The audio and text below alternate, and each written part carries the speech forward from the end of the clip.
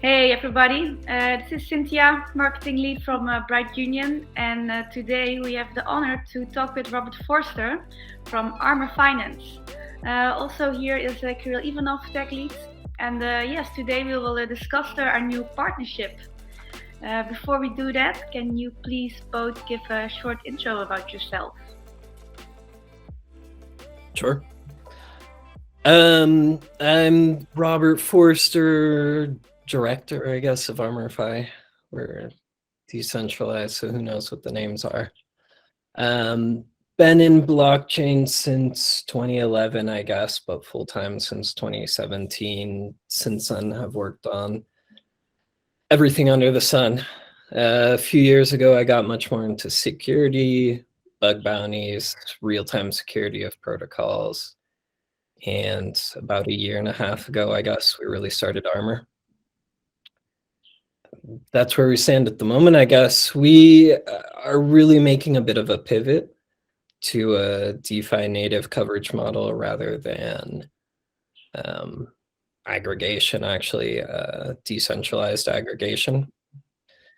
And that'll be coming out. We'll be rebranding within a couple of weeks and launch late March. Exciting, nice to hear. Absolutely. Yeah.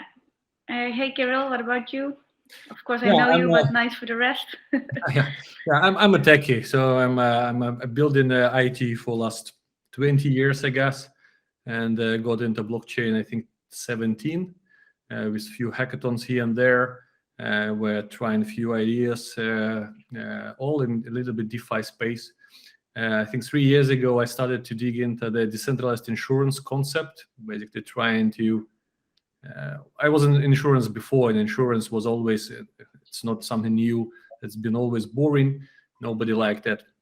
But we have also the DAO stuff, so like people-centric models, right, where the communities rule. So I thought maybe there is an interesting collaboration of those two boring and community-driven business models that they can meet each other. So I started to dig into that, read a few articles about that, and basically started to meet the people. Also in Europe back then, there were not so many people who were trying to do something similar. And then I think 1 year ago, basically, I figured out that the space becoming quite popular of DeFi insurance. We had Nexus Mutual for a long time, but also in the beginning of last year, 2021. We noticed a few new players. So the Bridge Mutual was building, Insurance were building Armor as well. We noticed them early, and a few others.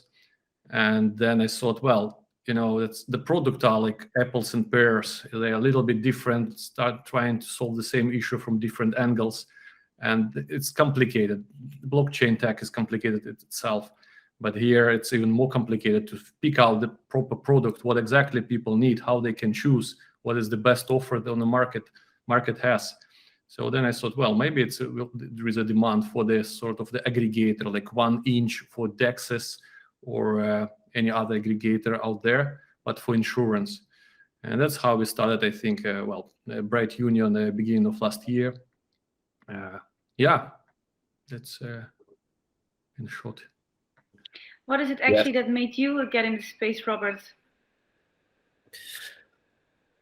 In insurance specifically, or blockchain in general? No, the insurance part. So, insurance, I kind of fell into. I was in security, wanting to secure users. The insurance part was essentially someone that had an idea for streamed insurance to really improve the UX of purchasing coverage on the blockchain. And actually then we're going towards an aggregator. After we were up for a while, I was actually the CTO at that point, coding most of it, still do a bunch of the coding, but much more management now. So after we originally launched that, we had the idea for a new coverage model. We kind of got bored even with the decentralized coverage, with the underwriting coverage model that's been used on every protocol.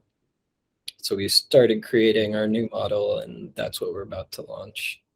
It's just much more fun, much more potential. In the same way that normal insurance is boring, there's so much more we can do with it. Can you elaborate a little bit on it and explain in super easy words what it means and why it's not boring? Sure. Well, it's mostly not boring because it's new, but essentially we call it reciprocally covered assets, which already breaks the rules of no big words. Informally, we're calling it uninsurance, because what we're doing is really getting rid of all of the insurance middlemen in the process.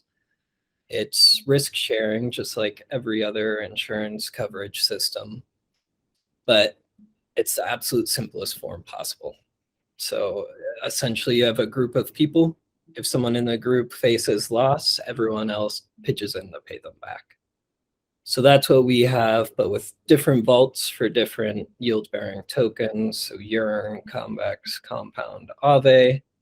People deposit into it, pay no premiums, make no contracts, not have to maintain anything, and they're just covered forever for the value of their tokens.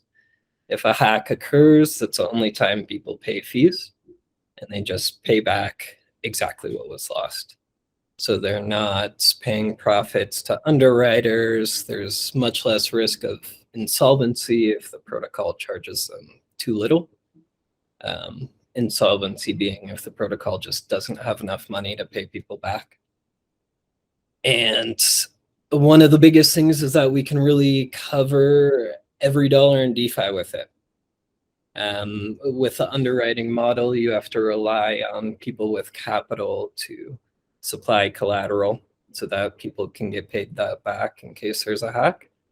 With this system, it's really just the more demand there is, the more supply there is. So it can grow along with that. So we're so excited. We think it's essentially the step where, so I guess I have a theory in DeFi that's been shown in exchanges, that's been shown in lending, where originally we start with DeFi protocols just emulating traditional models on chain. And then at a point we come out with automated market makers or something that really adapts the industry to blockchain. So exchanges had Ether Delta first, order book exchanges that evolved into automated market makers, which were truly DeFi native. The lending, like ETHLend first, where it was person-to-person lending, and then moved to Aave with a group of people all lending. So that's really where we think this new model is taking the coverage industry. Yeah, Kiril, what is your opinion on this? Because I recall that we also had, discussions about we would call it pay-as-you-go, and it would be something we would see in the future, but we didn't know. You guys were working on it in this moment. Also considering that cover liquidity is one of the biggest challenges at this point. Yeah, I like it. I mean, first of all, right? First of all, I like it because the friction is just so super low that you don't have to. We constantly keep receiving these questions like, what the period you have to buy the premium for? How can you adjust it? Either increase it or decrease it on the fly, right? Or can you extend it, etc., etc. And here it's like it's a given. It's like maybe like it's credit cards or some other sort of the services from the normal life that you get.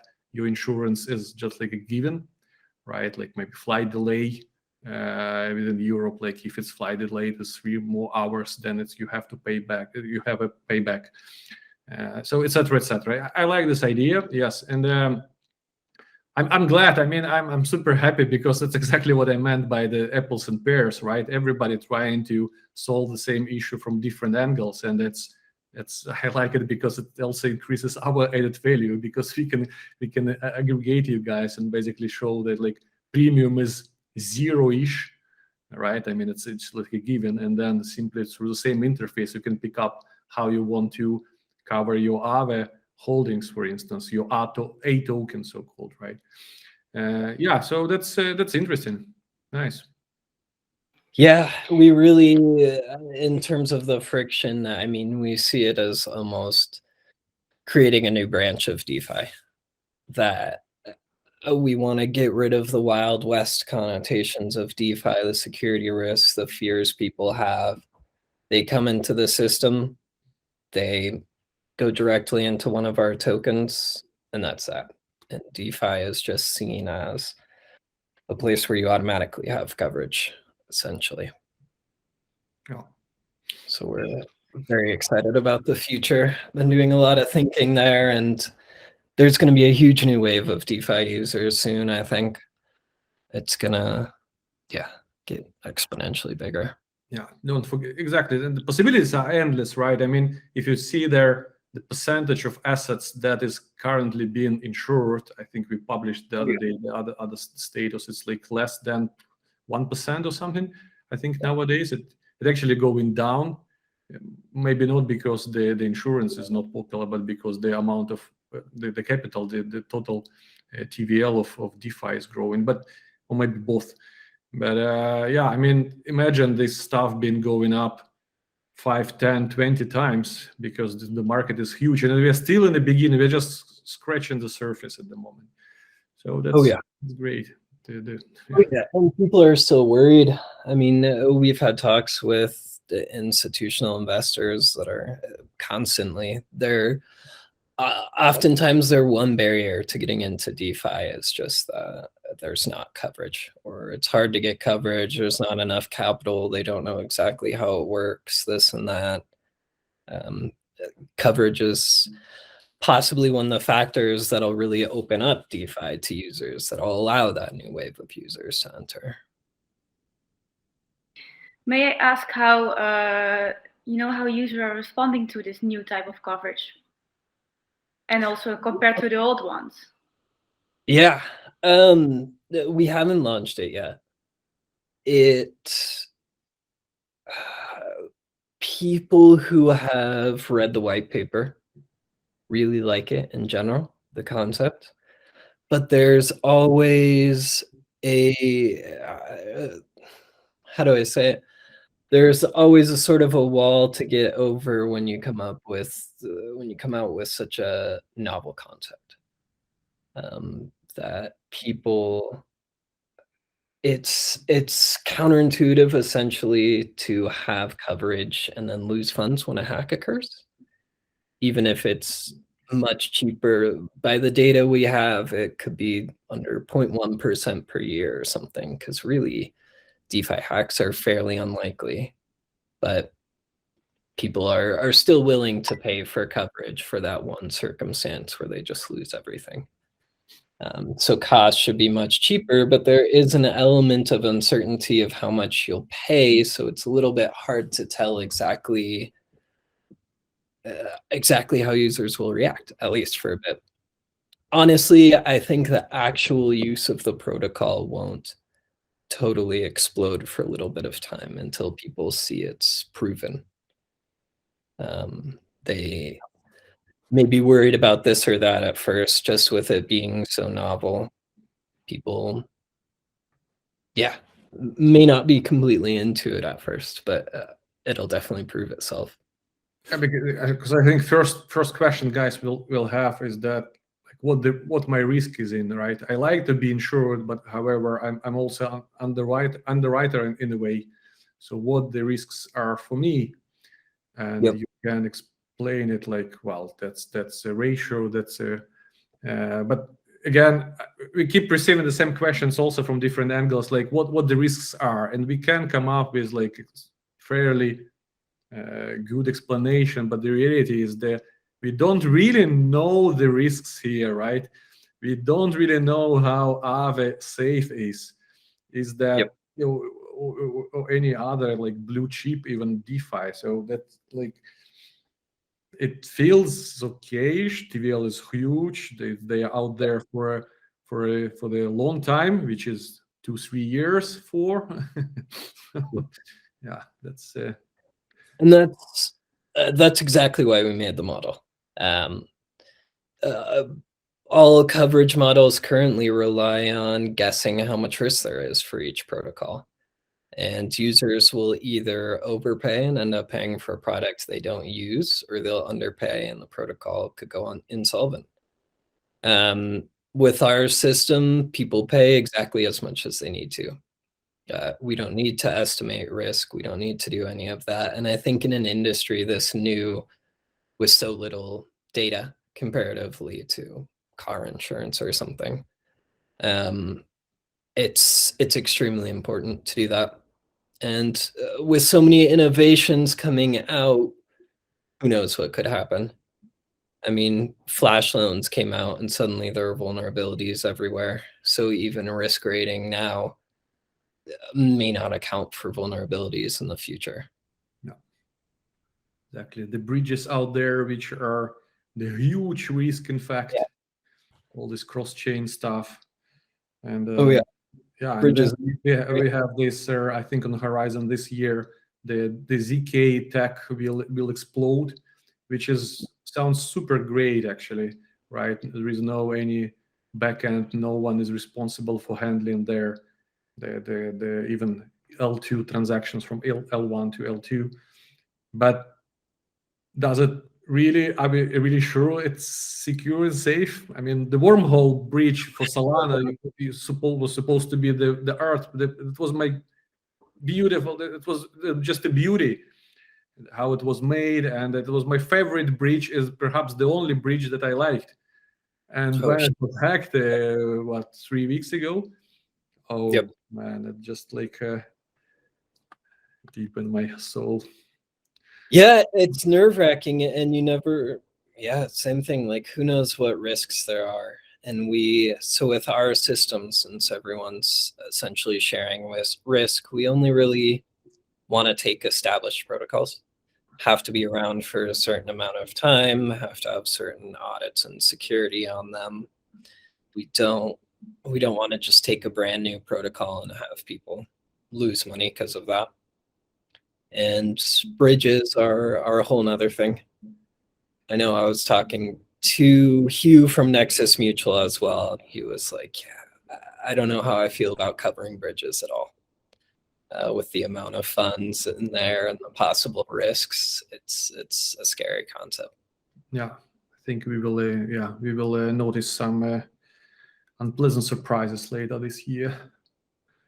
It's caused by bridges. Yeah, I think all in all, there are a lot of things that you know that you don't know how secure it is. But I think in the end, traditional insurance has always been, a business that has proved itself. So I think at some point we'll have enough historical data to make better prognosis. Hopefully. Yes. Yeah, hopefully. It's a very, it's an interesting industry for sure. What other things do you see for the future? Or other exciting things that you're working on?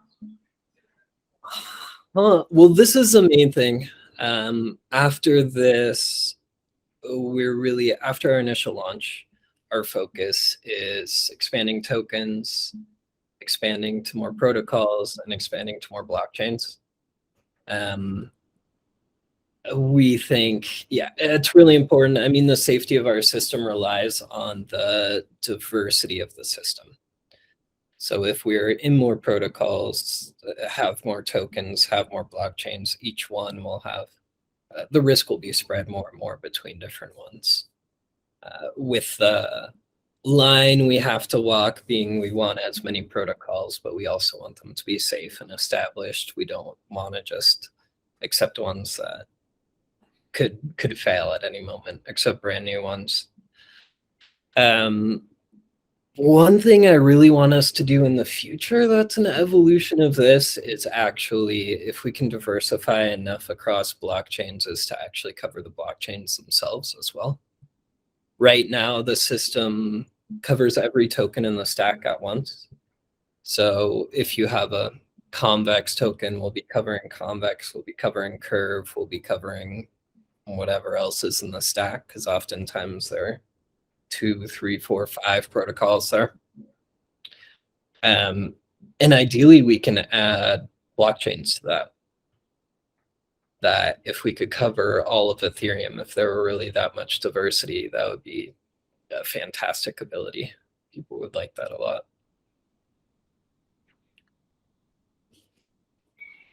And I think you also mentioned something about upcoming rebrand.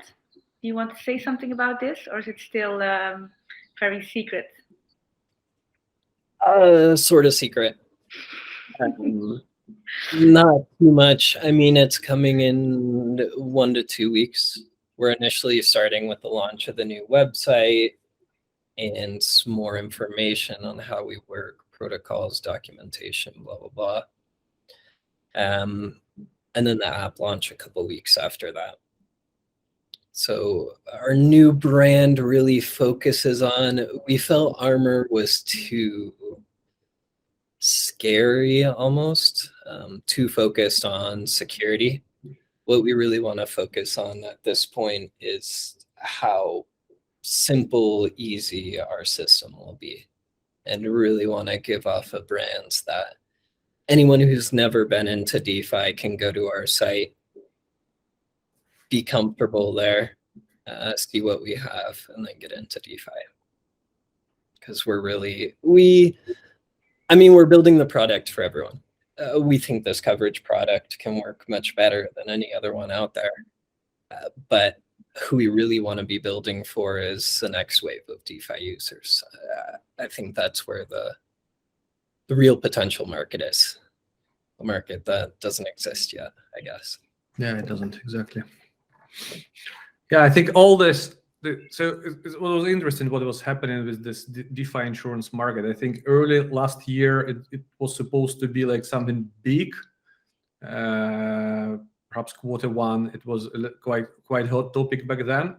Then it's a little bit declined, so it became like, okay, that's something new. It sort of works, but the market is volatile, risks are unknown, and maybe it's also the products are not so easy to use.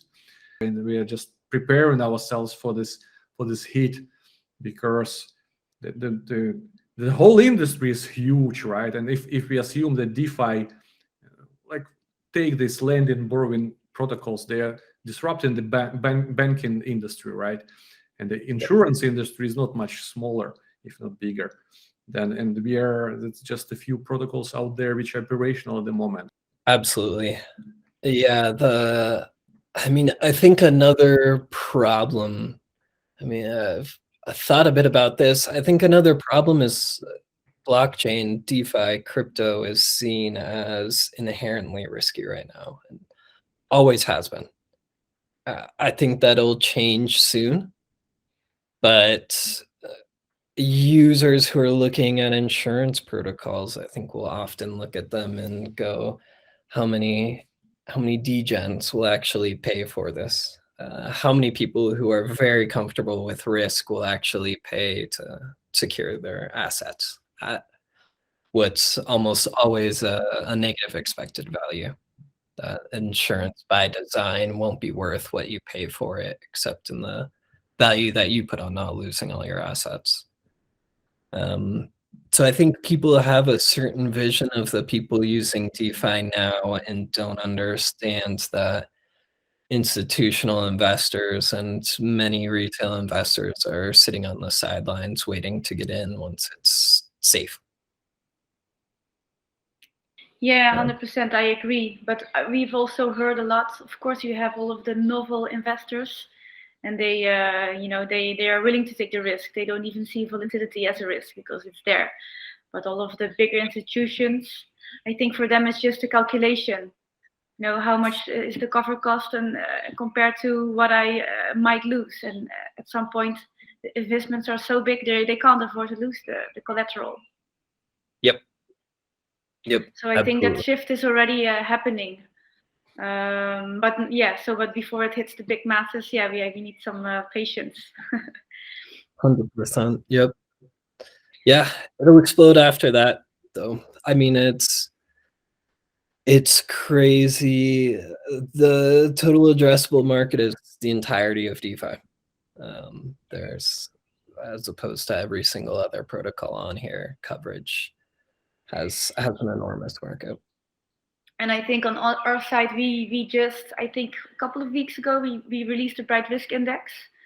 So, and I think this is also a way for the audience to, to make the industry more outstanding, because it's actually an opportunity to earn money and to replace the insurer. And also, just because you mentioned that cover capacity is one of the biggest problems, so we're trying to tackle that. So this is at this moment the biggest thing we're working on.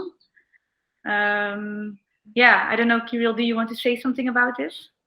Yeah, just in a nutshell, yes, as I said, exactly. So we are an aggregator, right? So we find the best offers on the market in this for the customers to buy and choose what fits them best.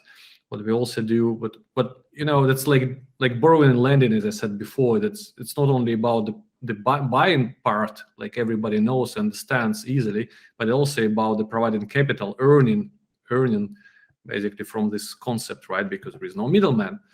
So we thought, okay, came to the conclusion, I think back in August or July, that it's our fate basically to cover this, to aggregate this aspect of insurance as well. So that's why we thought, okay, let's aggregate at least a few protocols which offer some return for the underwriters, and let's make one simple instrument where people can easily in one transaction get the exposure to all insurance, or at least a part of insurance industry.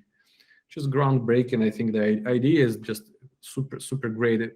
I mean, imagine that with just a few lines of code, not few, but lines of code that allows everyone in the world basically provide the capital to a number of insurance companies in the world, right? Like Allianz or Unica or AXA or anyone else. And well, it's an index, and it diversifies the risk and diversifies the return. And as Cynthia said, yes, we launched that literally 3 weeks ago, and grow it in controlled way. Just so far going pretty good, actually. Yeah, I think that's a fantastic idea. It really unlocks a lot of potential in the same ways. There are some similar,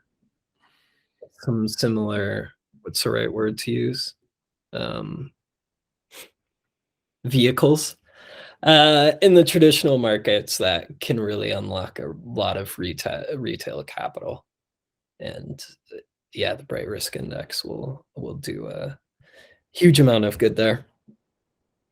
Yeah, I'm just during this conversation, I'm thinking like how we can also to put like to put some capital there, but actually it's quite interesting because you don't need the capital you don't need the capital. You need to provide basically the buyers, of course. And then I thought, okay, so basically we can potentially even enable the Bright Risk Index holders, so who invested in the insurance industry, to buy the ongoing or embedded insurance with you guys. So basically provide the token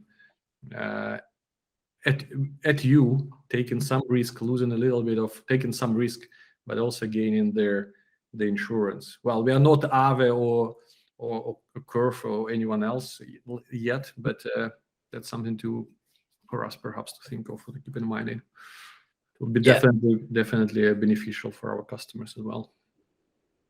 Yeah, that'll be interesting. We should look into that for sure. But yeah, it's so amazing what a few lines of code can do in Ethereum on blockchain. I mean, I remember the first time I wrote a contract, it was just an escrow contract or something, and it was 20 lines of code, but it made sure that no one could ever steal this money. There was no middleman. The computer owned the money at that point, and then it could only go back to the source or to someone else. And same thing with providing capital and in coverage or something. It's amazing how much can be done with a little code. And just like, how many people do you have working on your team to make that?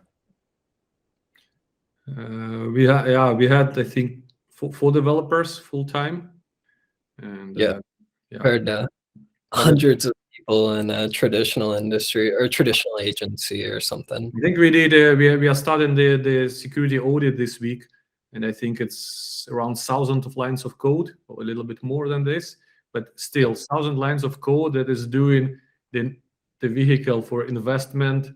They're all interconnection to banks and accounts, right, to companies, without them even knowing that, and being global by definition from day one. I mean, it's just it's it's so much fun. It is. And another example is you mentioned before, like flash loans, right? If you look at the flash loan functionalities, I think it's 2 or 3 lines of code. That's it. That you just take the flash loan, you do something, do the magic, and you give the loan back with some return extra. But I mean, it's literally just 2, 3 lines of code. Unbelievable. I think they turned so much that even this new industry, like, oh, flash loans, but wait a second, just 2 lines of code. What do you mean flash loan?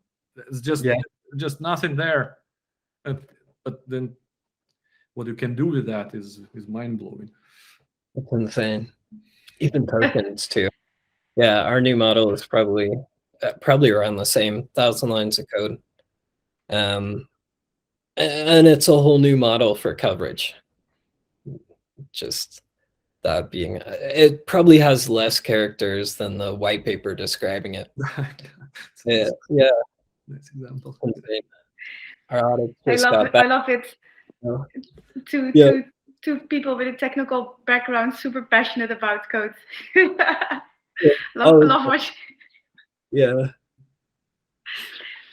Yes. Yeah. Well. Maybe it's nice. Good time to wrap it up. Robert, I wanted to thank you so much for your, for being here, and we're super excited to integrate your new RCA products into our website. And Kiril, thank you as well. And looking forward to working together. Cool. Thank you guys so much. Thank you. Bye-bye. All right. Ciao. Bye.